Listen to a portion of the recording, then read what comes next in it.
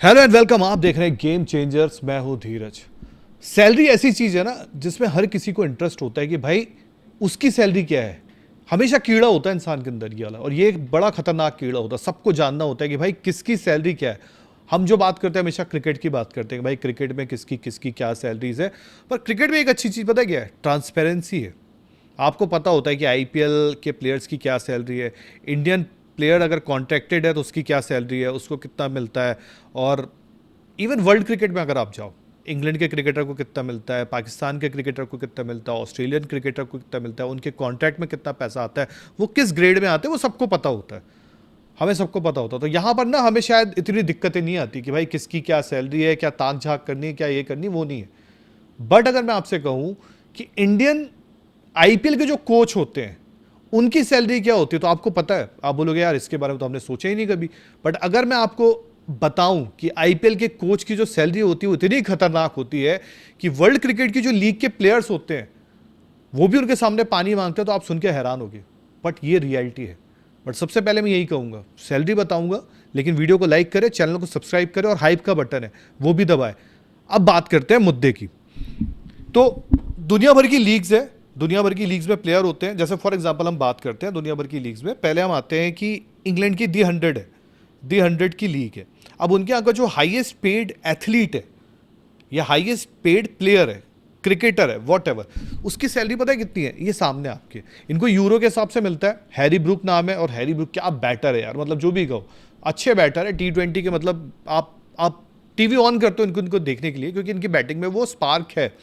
अब इनकी सैलरी अगर आप देखो, सनराइजर्स लीड से खेलते हैं और ये उस पूरी दी 100 लीग के हाईएस्ट पेड एथलीट है। इनकी सैलरी है 4,70,000 यूरो।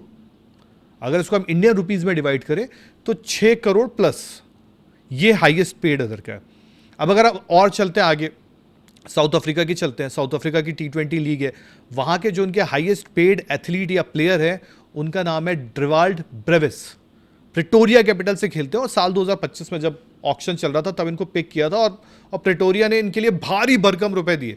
इंडियन रुपीस के हिसाब से 10 करोड़ के करीब, 9 करोड़ 82 लाख, मतलब 18 लाख ही कम पड़ गए, मतलब 10 करोड़ के भाई साहब पूरे आए थे ये।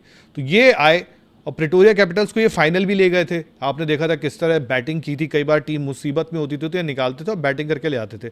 जिस तरह इन्होंने बैटिंग की तो ये बड़ा तगड़ा बिके वहाँ पे, बहुत तगड़ा बिके। अब साउथ अफ्रीका T20 लीग में भी, चूंकि आप जानते हैं कि इंडियन ओनर्स ने ही इन्वेस्ट किया है, उन्होंने ही पैसा डाला है। और ये लीग में ना धीरे धीरे, मतलब आप ये कह सकते हैं ये फास्टेस्ट ग्रोइंग लीग आप कह सकते हो आईपीएल के बाद, अगर किसी लीग को बात करना। और क्योंकि इसकी टाइमिंग भी इंडिया से काफ़ी मिलती जुलती है, प्लेयर्स भी अच्छे हैं, खेलते भी अच्छा है, मज़ा भी आता है, देखने में भी सब कुछ है, और पैसा भी यहाँ पर है। अब इनको जो अमाउंट मिला 16.5 मिलियन साउथ अफ्रीका रैंड के हिसाब से मिला। अब अगर ये देखेंगे आप तो इंडियन रुपीज़ के हिसाब से बहुत है। अब चलते हैं बिग बैश। बिग बैश की अगर मैं आपको सैलरी बताऊं तो बिग बैश के हाईएस्ट पेड एथलीट जो है ये बाबर आजम है। हाँ, ये बात अलग है कि जब ये सिडनी सिक्सर्स में खेलते थे तो स्टीव स्मिथ इनको बोलते चल जा वहाँ पर रिटायर्ड आउट चले। बैटिंग में इनके साथ गोलमाल होता था, लेकिन चूंकि फेस बिकता है और कई बार नाम बिकता है, तो ये हाईएस्ट पेड एथलीट थे। इनको मिले वहाँ पे 2 करोड़ 74 हज़ार, मतलब 2,74,000 यूएस डॉलर्स, जिसको हम इंडियन करेंसी में अगर डिवाइड करें तो 2 करोड़ 62 लाख, मतलब 2.5 करोड़ समथिंग आता है। और ये तो आपको पता है यार कि इतना अमाउंट जो हमारे यहाँ आईपीएल में होता है बेसिक है। इवन आईपीएल की अगर बात करें हम, आईपीएल में भी आप जानते हैं कि आईपीएल में तगड़ी सैलरी मिलती है। मतलब कोई भी न्यू कमर आके 14-14 15-15 करोड़ रुपए लेके चला जाता है। मतलब इतनी सैलरीज होती हैं। और सबसे अच्छी बात है जो मैंने कहा ना कि इनकी सैलरीज आपके सामने होती है। आप गूगल पे सर्च मारो, आप नेट पे बैठो, चैट जीपीटी है, जहां डालना आपको, जिधर भी डालना आप सर्च मारो, आपके सामने आ जाता है कि किसकी क्या सैलरी है। एक काम करते हैं, आईपीएल की प्लेयर्स की सैलरी भी आपको दिखाते हैं, क्योंकि उसमें भी आपको पता चलेगा करंट की अगर आप बात करें तो हाईएस्ट पेड एथलीट कौन कौन है। उसमें सबसे पहले तो आपको पता है ऋषभ पंत का नाम है। आप जानते हैं कि ऋषभ पंत सबसे ज्यादा 27 करोड़, मतलब अगर स्क्रीन पे भी आप दिखाएंगे आपको तो समझ में आएगा। 27 करोड़ यार, मतलब ऋषभ पंत ने रिकॉर्ड तोड़ दिया था।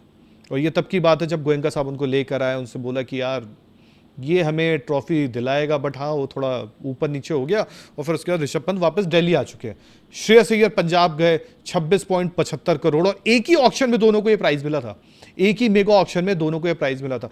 कैमरन ग्रीन मिनी ऑक्शन में आते हैं, के आर छप्पड़ फाड़ के खर्च करता है, 25 करोड़ 20, फिर आप हेनरिक क्लासन को जानते हैं 23 करोड़, विराट कोहली को जानते हैं 21 करोड़, इवन अगर आपको और भी पूरन वगैरह के नाम देना तो उस ब्रैकेट में नाम आ जाएंगे 21 करोड़ के। मतलब आईपीएल की सैलरीज तो मतलब ऐसी है खतरनाक। और उसका एक रीज़न ये भी है यार कि आईपीएल की टीम के वैल्यूएशन अब 16,000 करोड़, 21,000 करोड़, 20,000 करोड़, बिकती हैं टीमें इतनी महंगी महंगी। और आईपीएल में बहुत पैसा है, आईपीएल में बहुत पैसा, बेनतहा पैसा है। सैलरी कैप भी है जो अब आने वाले टाइम में आप देखेंगे धीरे धीरे धीरे धीरे बढ़ता ही जाएगा, उसमें कम नहीं होना, उसमें आगे ही बढ़ना है। तो ये खतरनाक सैलरी। लेकिन आज तक था हर किसी के मन में होता है कि फॉर एग्जाम्पल इस टीम का ये कोच है, उस टीम का ये कोच है, एंडी फ्लावर ने आके आरसीबी को जिता दिया, तो यार एंडी फ्लावर को कितना पैसा मिलता होगा। या आशीष नेहरा फॉर एग्जाम्पल जब वो गुजरात टाइटंस गए तो उनको कितना पैसा मिलता होगा। या रिकी पॉन्टिंग जिसने पंजाब किंग्स की तख्ता पलट दिया, उसने ऐसा बताया कि नहीं भाई एक बार में तो वो फाइनल पहुंच गए और दूसरी बार में थोड़ा नीचे उतर गए वो, बट पैसा कितना मिलता होगा। तो चलो अब आपको दिखाते हैं कि कोचेस की क्या सैलरी होती है। और मैं आपको इतना बताऊं ना, सिर्फ रिकी पॉन्टिंग जब क्रिकेट खेलते थे, क्रिकेट ऑस्ट्रेलिया के लिए खेलते थे, तब उन्होंने इतना पैसा ना मतलब बैंक में जाके देखा होगा शायद, इतना पैसा क्रिकेटिंग करियर में तो उन्होंने कभी नहीं देखा होगा। और दूसरा यार फिक्सिंग तो करते नहीं थे, वरना थोड़ा सा पैसा और भी देख लेते, तो फिक्सिंग तो करते नहीं थे। उन्होंने इतना पैसा सिर्फ बैंक में देखा होगा उन्होंने, क्योंकि पैसा इतना मिलता है रिकी पॉन्टिंग। और ये जो मैं बता रहा हूँ क्योंकि रिपोर्ट्स में आई है, और ये एक्चुअल सैलरीज है या नहीं है वो नहीं कह सकता, बट क्लोज टू है। क्रिक ब्लॉगर जिन्होंने ये बताया कि इन प्लेयर्स के बाद कोचेस की ये सैलरीज होती है, तो उन्हें बताया रिकी पॉन्टिंग जो है भाई हाईएस्ट पेड कोच है विथ आशीष नेहरा। मतलब दोनों को 9.5 करोड़ रुपए मिलते हैं। अब सोचो, जैसा मैंने आपको बताया स्टार्ट में कि D100 में उसको फलाने को इतना मिलता है, बिग बैश में फलाने प्लेयर को इतना मिलता है, जो हाईएस्ट पेड है। इवन हमने साउथ अफ्रीका T20 लीग की बात कर ली कि उसमें हाईएस्ट पेड प्लेयर को इतना मिलता है, कोच। और सबसे बड़ा सवाल पता है क्या है यहाँ पर? सबसे बड़ा एक सवाल आपके मन में जहन में आता है जब ये आप सैलरीज देखते हैं, यार जब भी हम ये बात करते हैं कि इंडियन क्रिकेट में कोई कोच क्यों नहीं बनना चाहता, उसका रीजन पता है क्या है? ये पैसे। आईपीएल में 2 महीने की मेहनत है, आईपीएल में 2 महीने का दिमाग लगाना है, 2 महीने की मशक्कत है। नो डाउट आईपीएल की कोचिंग बड़ी डिफरेंट होती है क्योंकि न्यू टीम असेंबल होती है, आपको उसको चलाना होता है और फ्रेंचाइजी का प्रेशर अलग होता है। इंडियन क्रिकेट में जैसे फॉर एग्जाम्पल मैं बात करता हूँ, हमारे गौतम गंभीर साहब है, गौतम गंभीर की सैलरी पता है कितनी है? 12 से 14 करोड़ समथिंग अमाउंट होता है उनका। और उनका डेली अलाउंस भी अच्छा काफ़ी हैवी होता है, 21,000 रुपये का डेली अलाउंस भी होता है उनको जब भी जाते हैं। इवन ट्रैवलिंग एवलिंग का तो यार ऑब्वियसली बात है बीसीसीआई खर्चा करता है, वो तो खुद को देना नहीं पड़ता।